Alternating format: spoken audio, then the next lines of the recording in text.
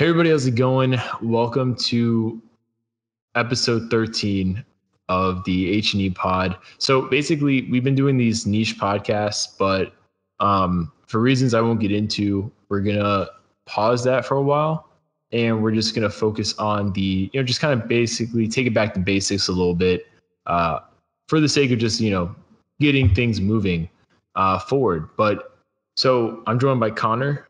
How are you doing, man? I am grinding through. Lovely weather outside. I was freezing my butt off this morning. Went a nice jog. It was a good time. How was your Thanksgiving? Just like briefly, you don't have to go into like super detail. Pretty good. I was actually against the norm a little bit. Really? We had some. We had beef tenderloin. Yeah. What? No. Yeah, it wasn't turkey this year. Okay. Tenderloin, and my family's had the recipe for like the past 20 years, so that was pretty good. Oh. I got really fat, and yeah, it was a good time. We all did. Yeah, I mean, I had a lot of turkey and stuffing and mashed potatoes and greens, and I mean, honestly, it was heaven. I had so much. And my grandpa likes cooking, but he likes not only having like pumpkin pie and like sweet potato pie, like those things, but he also likes making cake. So we had like either pie as an option or like coconut cake. I can't complain, It's great. Do you have any alcoholic beverages with it? I actually didn't because I was driving. Oh, you saint. Not condoning that. I had a bunch of, what did I have? I had a bunch of red wine and beer. It was good times. It's delicious. Yeah. I also watched the Washington football team beat the Cowboys. That was nuts. That game coincidence to me wearing this, but Capitals. Yeah, I mean, I am a Washington fan. I'm not gonna lie, But anyways, for those who are listening, hopefully you guys didn't click out and get bored because we haven't talked about movies or pop culture, or TV stuff yet. But in this episode, we're gonna talk about The Mandalorian, of course, because how can you not after that latest episode with Ahsoka and just so much, not even world building, just hinting to things. And, the child has a name now. No, Baby Yoda is now Grogu. Grogu, right? It's like Grogu. Grogu. I'm not sure how I feel about the name. There'll probably be some backstory where we'll be like, let me rescind that statement on Grogu or Grogu. But I mean, I'm just surprised. We got a Master Yoda. We got a Yaddle. I'm surprised there's no Y's in the name, like a Yagu or something. But after we talk about The Mandalorian, we're going to get into Hawkeye. They're filming that now as of when we're recording this. And also it's been confirmed from the set photos that Haley Steinfeld, who was in Pitch Perfect, she was in Bumblebee, True Grit, for those who, watched her all the way from the beginning. I think she got an Oscar nomination for it too, but she's officially been revealed for Kate Bishop. Just in the set photos, they haven't done a press release yet. They're probably saving that for like a trailer or, make like a big, break the internet kind of reveal. After that, we're going to talk about these Black Panther 2 news that reportedly came out from a scooper. And then we're going to end it off with some more Mandalorian stuff, talk about the potential spin-off applications of this recent Mandalorian season and specifically the last episode. But getting into the first discussion, more tailored to the episode, Connor, I know you're a huge Star Wars fan. I know you're quite the Clone Wars historian as well. So on a scale of 1 to 10, how great was an episode directed by Dave Filoni with Ahsoka? I mean, how great was that for a big Clone Wars fan? I think when you look back and finally seeing her placed in the actual film, like not like in the old animated stuff, seeing her in like live action was incredible. So just off nerdiness and loving her as a character, I gave it like an 8 or a 9. I didn't like the ending as much though. What aspect? Mainly with her just not tagging along with the Mandalorian. It's like, what do you do next? I understand you're going after Thrawn, but we could delve in that, get like hire the Mandalorian or tag along with him on a mission to find Thrawn and teach the youngling while they're looking for Thrawn. Like I would have loved that. But yeah, and I think it's interesting how she said too, like, basically more or less, send off this beacon at this place and you'll maybe get a Jedi, maybe not get a Jedi. And I was like, who else are you trying to hint here? Like, are you hinting at other gray Jedi? Are you hinting at a Ezra return? Are you hinting at a not Maul, obviously, because he's dead at this point, but who Ventress, I think she's still kicking around this time. So yeah, I think he'll probably tee it up with Ezra Bridger. I think it's just an easy we could do Luke technically. That'd be crazy if they somehow had Luke. It would be more interesting to have finally like tie him in. I would like to have him tie like that would be nice, but yeah. So, I thought it was really funny though how they did unintentionally. I don't think they realized it, but they created yet another meme out of the whole Baby Yoda thing. Or I guess now he's a real name, but I mean we'll still call him Baby Yoda. But I thought it was interesting because I saw all these memes of from like episode 3 where Anakin goes into the temple where the younglings were. Yeah, and it's just like Baby Yoda in the corner, like, all right, peace out, like exit stage left. But I can't help but think of when you're saying memes, I'm thinking of like Anakin and Obi-Wan, and it's the Robot Chicken equivalent where it's like high grounds, and they just go off like an entire like rant about Obi-Wan having the high grounds over. Yeah, and then seeing that as a meme would be great. Well, the Lego Star Wars Holiday Special came out. I mean, that's not with the Mandalorian, but I mean, I didn't know if you saw that. I watched a couple minutes of it, and I was just like, I feel like I need to watch more because I see Disney coming out there and Star Wars nerd, but I'm not big on like Lego stuff, so it's just like, I mean, if they somehow made that canon, it'd be amazing. But the real important thing from this episode is I'm pretty sure they're setting up a pretty awesome finale fight of some sort. I don't know how they're going to get there 100% at this point, but if we get a Darksaber versus Beskar, was it a spear, I guess, is what it technically was, or was it a staff? I thought it was a spear. It was a spear. Yeah. That would be sweet. We did see that in like the initial portion with Ahsoka. I mean, this is just against the armor. With Ahsoka fighting Mando, but that was pretty sweet seeing that reaction and then pulling the gun and be like, no. That was a great scene. Yeah. I mean, they made a point to show in this episode multiple times at this point, between, like you said, in the woods, Ahsoka, Mando, the fight scene at the end of the episode or the near end of the episode, they made a point to really show like you can have a lightsaber versus Beskar, like that can happen. It won't be like a 1, 2, 3, the metal's cut in half or something. So I'm curious to see how it works out. I mean, it would be interesting. I'm also curious. I mean, do you think we're going to get some sort of new plot line now where it might be Moff Gideon's sect of the Imperial Remnant versus like a Grand Admiral Thrawn sect of the Empire? That'd be kind of interesting. There would be, so they could go kind of two routes on it, right? Because right after the Empire fell for everything, they were broken up between even the drop trooper mentioned they broke up into sects. Like there's warlords taking over one area, and then all this kind of stuff in the lore. And another route they could go is, what would it be?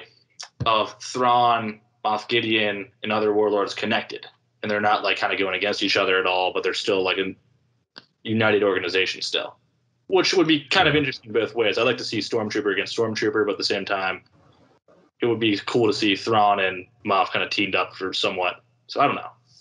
Yeah, I mean, on one hand, I always thought the way in Rebels they did the exiting of Thrawn, so to speak, with Ezra, I thought that was smart because in the Legends continuity, like Thrawn comes from the unknown, regions far out there, his people and that empire, which for some reason, the name is slipping my mind. Right? Yeah, it's like the Chiss, I think, the Kiss or something. Yeah. So it's like slipping my mind the exact name, but they're from, the unknown regions, unexplored parts of the galaxy. And I thought it was clever how they ended up sending him back out there. So if you wanted to still do pseudo like the Legends canon, you can have that like, this whole time he's been out there, he comes back, and then, like a similar type of thing. I'm a little disappointed if he's back. I mean, all right. Well, first off, like we talked about this for like a minute before we started, but we're in agreement, right? That instead of Snoke, instead of the First Order, Palpatine. I mean, they still could have done the First Order, but the main villain from the get-go should have been Thrawn. Easy money. Yes, I agree with that because I think Thrawn has so much more depth as a character, even just as from an animated TV show, and not even going into the lore of everything behind Thrawn. Yeah. He's a better character. The way he plots and like goes through everything and kind of reads his enemies, by looking through art, their styles, and everything like that, and their culture. You don't really get that with any of the other characters whatsoever. So it's just, yeah, it's a missed opportunity like for the newer movies, but it is what it is at this point. But I can lament someone someone putting in something. It's my freezer's ice machine. No matter if it's the daytime, the nighttime, whatever. If I'm recording something or I'm on a call with somebody, it something happens and it's like I have to immediately start, ice picking or something. But you saw Ender's Game, right? Or did you read the book at all? I am uncultured, no, but I saw portions of the movie. I'm one of those guys, I haven't seen the movie. I'll look at the clips. Well, YouTube. There's a whole thing in the book. I mean, they say in the movie too, because it's like a kind of pseudo popular, iconic line tied to the character, where he's like, for me to properly understand my enemy enough to fully destroy them, I would end up loving my enemy, something like that, right? Yeah. And I've always kind of thought that like a similar type of approach works with Thrawn in terms of like how he likes studying he likes studying his enemy's philosophy, art, culture, like you said, and to really understand them. And he doesn't love them, but he respects them, which I always thought was something really interesting. I mean, there was a great scene from Rebels where he captures basically like a rebel commander, and the person doesn't realize that, this person's actually tied to the rebels and all that stuff. But Thrawn's able to see it through his understanding of that alien racist culture and art and all that stuff. And it's like a really cool moment. It really just shows how different he is than every other Empire commander or general or admiral or whatever. I mean, God, I would have really been cool with like episode 7. Mm-hmm. And then instead of having Kylo Ren take over or something, have like Thrawn take over, like he kills Snoke and takes over or something. I don't know how you would do it, but I agree with you. It was a missed opportunity to. I mean, it's one thing they took away Mara Jade. You know what I mean? I mean, you already did that. You heard us enough. Yeah. But it just Thrawn would have been perfect, I think. It's a perfect character point. I still think it was developed enough. The higher ups at Disney realized that was a good character they could implement, but Filoni knows. So yeah, I mean, at least he got to use them and really give him some proper respect. I mean, he said that there was talks at one point of using Thrawn for the movies, and they just didn't. So it left him available for Rebels.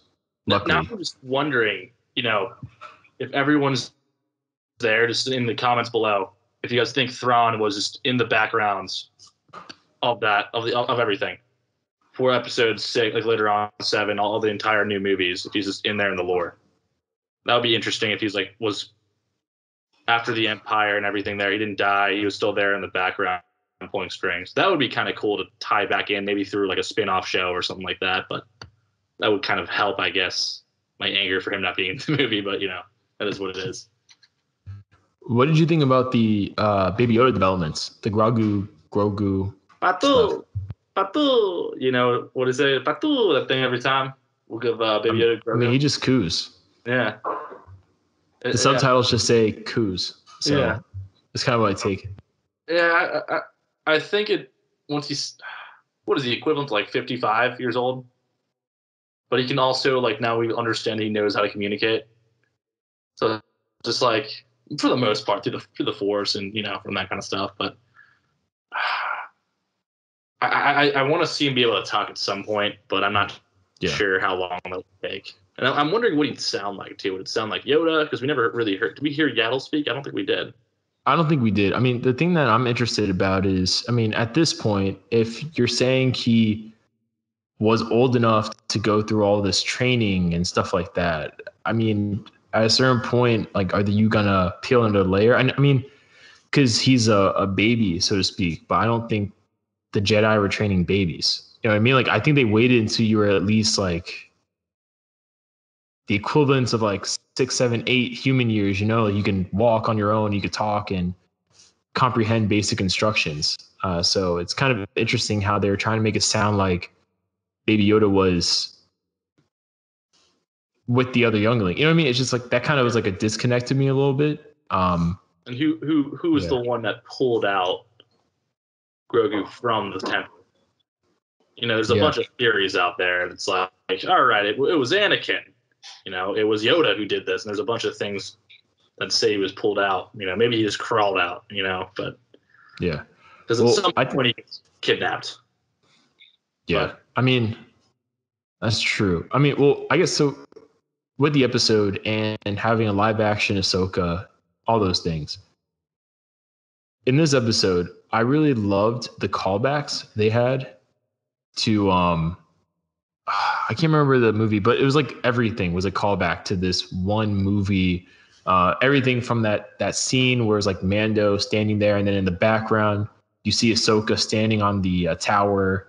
The final fight, having the fight basically in this like garden-like area. I mean, the whole thing was a homage. I'm really upset it's slipping my mind, but I thought the episode was very well done. Basically, is my point. I agree. You gave it an 8, though. It was really. Yeah, I would have given it a 9. I'd say like an 8 or 9. It's just strictly because of the very end.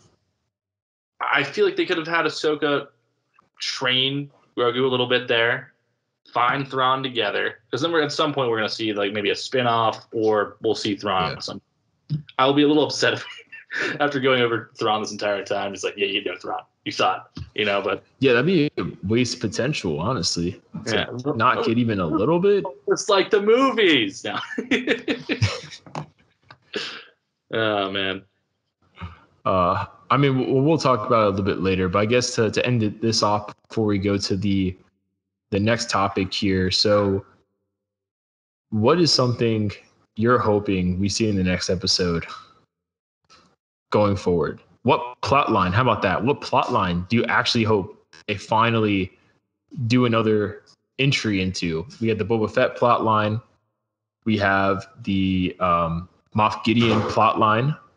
We have the other Mandalorians plot line with Mandalore and all that stuff. And now we have a Ahsoka and Grand Admiral Thrawn plot line. So which one do you hope we actually continue on going forward? Because we only have so many episodes. So it's not like they have 22 episodes to really do like 2, 3, 4 storylines.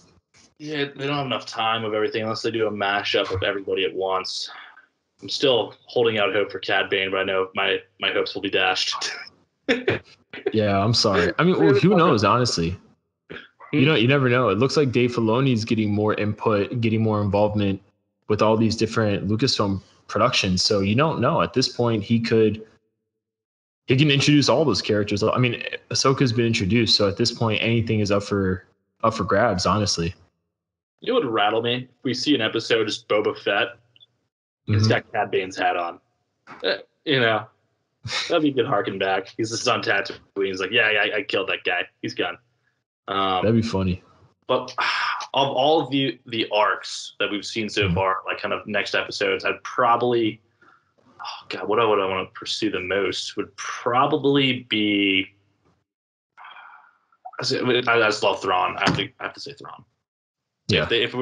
If they were to like the Ahsoka and like the Clone Wars, like bring that in there, have Mando tag along too, of course. But seeing what happens with that kind of group would be sweet. But that's just me. What about yourself? I want to say Thrawn. I do, but at the same time, I'd rather save Thrawn for season 3 because I feel like Thrawn needs. I mean, we're already too deep into the season, I think, to now just open that can of worms. So I'd rather go into the Moff Gideon storyline. You know, we know we're going to get the Dark Troopers. We know we're going to get potentially some sort of war of some sorts between the remaining civilization of Mandalore and Moff Gideon's Imperial Remnant. More likely than not, we're kind of building up to that. So I'd rather just do that for the season. And then next season, I gladly would do in the ashes of Moff Gideon's Imperial Remnant, bam, here comes General Thrawn. Even though that would kind of suck because I don't think, no offense to Mando and every character we've seen, I really don't think any of them stand a chance to Grand Admiral Thrawn. No offense to them. Like, I just think the way he's been presented in the past, he's so much of a force that it'd almost be disrespectful to the character to not have him defeated by someone that's not like the movies, right? Like if it was like Rey, Poe, Finn, Ben Solo, big climatic finale of the new trilogy defeats him, I feel like that's respectful. If it's Ezra at the end of the Rebels finale after multi-season buildup, that's respectful. But I mean, to have him defeated in, let's say, one season of active participation in The Mandalorian by presumably Mando and his friends, I mean, I feel like that would just kind of be too quick. That'd be a low blow. Yeah, it'd be too quick. I just put like a little snippet of his appearance, something like that. Yeah. Maybe like feed some more for later on. I mean, another arc, just to even go back to, now I think back on it, literally just from the third, mentioned it before, from the third episode, season 3, or season 2, I mean, when they were on the ship and we're Bo-Katan and all them, following that arc. It's easy one to follow there as well. Because there's only a couple episodes left. Yeah, I mean, see, that's one I think you can easily tie up, and it connects to a lot of other things too, so it wouldn't give you a lot of issues. But is my cat joining us? She's sniffing. But getting into our next topic. All right. Well, I guess on that note, thanks for checking out this episode of the podcast. They'll be cranking out more regularly, so definitely check them out. Also, check out the links for the audio-only versions, which would be if you're checking out the video version on YouTube, the audio-only link for, Apple Podcasts, Spotify, SoundCloud, they'll be in the description. Let us know what the way is in terms of the types of topics we should take on going forward. And also let us know in terms of, depending on what segment you're listening to for The Mandalorian, what spinoffs do you think this season is actually building towards? Not just the possibilities, but like actually what we'll probably get for Hawkeye. Let us know what your thoughts are on Haley Steinfeld officially, finally being revealed, whether it's unofficial or not, as Kate Bishop, and those implications going forward for Young Avengers and all that stuff. And for that Black Panther 2 scoop with massive grains of salt, what do you think about that? I know Mikey Sutton's track record isn't picture perfect, so definitely feel free to be extremely reluctant on it. But what way do you think they should go about for Black Panther 2? And with all that said and done, Connor, I'll let you have a final say. Comment below. Looking forward to everyone's thoughts. Thumbs up.